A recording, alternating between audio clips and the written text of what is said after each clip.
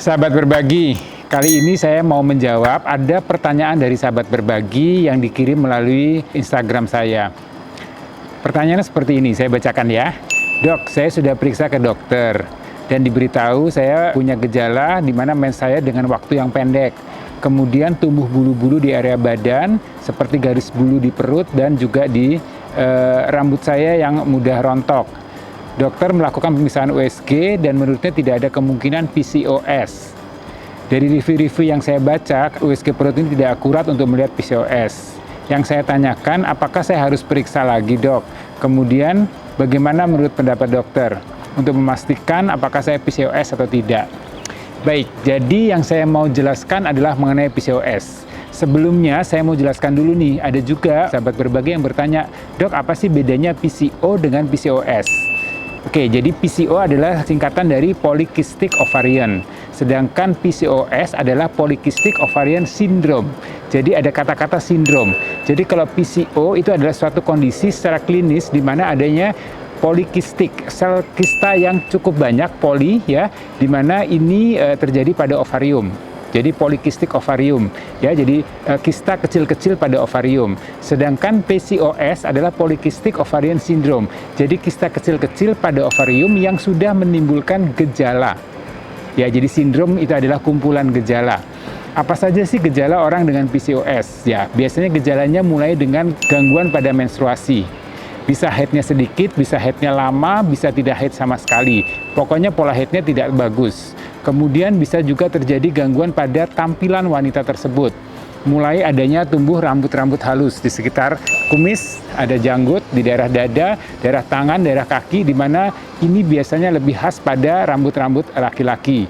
Kemudian tumbuh jerawat, muka berminyak, kemudian rambut rontok, ya, jadi biasanya rambutnya menipis. Kemudian orang dengan PCOS pada umumnya gemuk. Walaupun tidak selalu atau semuanya gemuk, tapi biasanya PCOS sering dialami oleh atau tampil pada wanita dengan berat badan berlebih atau obesitas. Nah, kemudian berikutnya, gejala berikutnya akan terjadi gangguan kesuburan.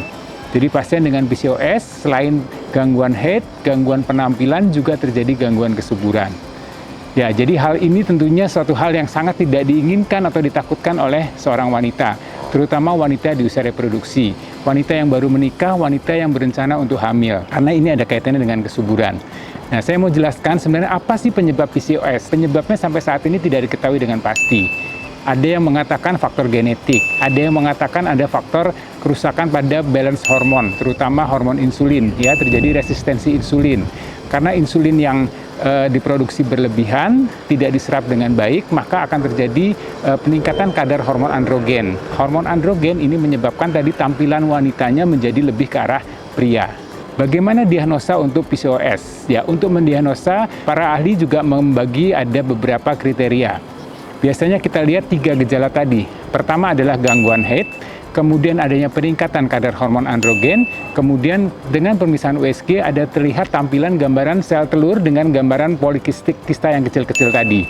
Ya, jadi 2 dari 3 tadi kalau ditemukan, maka kita bisa menegakkan diagnosa ini adalah PCO, klinisnya adalah PCOS atau Polycystic Ovarian Syndrome. Nah, bagaimana cara pengobatannya? Ya, sampai saat ini memang karena penyebabnya tidak diketahui, tapi biasanya ditemukan pada wanita dengan kadar lemak yang berlebihan. Maka sampai saat ini biasanya pengelolaan PCOS itu adalah dengan menurunkan kadar lemak tubuh. Kadar lemak tubuh yang kita mau turunkan, bukan berat badannya, bukan airnya, tapi lemaknya.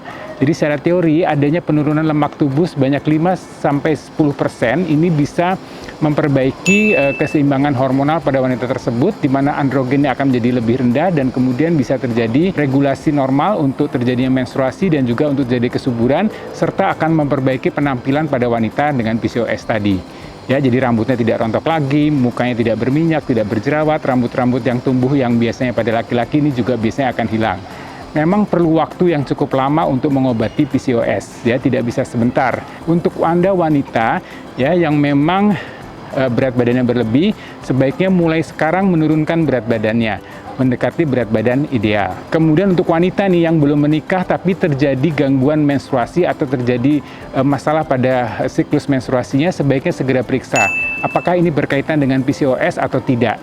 Kalau iya, sebaiknya segera diatasi, segera dikelola, supaya nanti pada saat Anda menikah dan Anda berencana untuk hamil, itu tidak perlu lagi waktu cukup lama untuk mengatasi masalah PCOS tadi. Nah, apa sih bahayanya kalau PCOS ini tidak segera diobatin?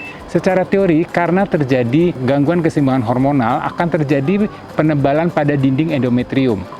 Penebalan yang terus-menerus dan berlangsung cukup lama, ini ada berisiko untuk terjadinya kanker endometrium. Jadi untuk sahabat berbagi yang bertanya nih, yang menanyakan apakah perlu saya periksa lagi, ya saran saya sebaiknya Anda datang ke dokter untuk diperiksa lebih detail lagi apakah memang ada PCOS atau tidak pada Anda. Masih banyak nih pertanyaan-pertanyaan lainnya yang disampaikan oleh sahabat berbagi. Saya akan mencoba jawab ya, baik secara DM di Instagram saya, juga di channel YouTube Dr. Boy Abidin, dan satu lagi di podcast Dr. Boy Abidin. Saya Dr. Boy Abidin, senang bisa berbagi.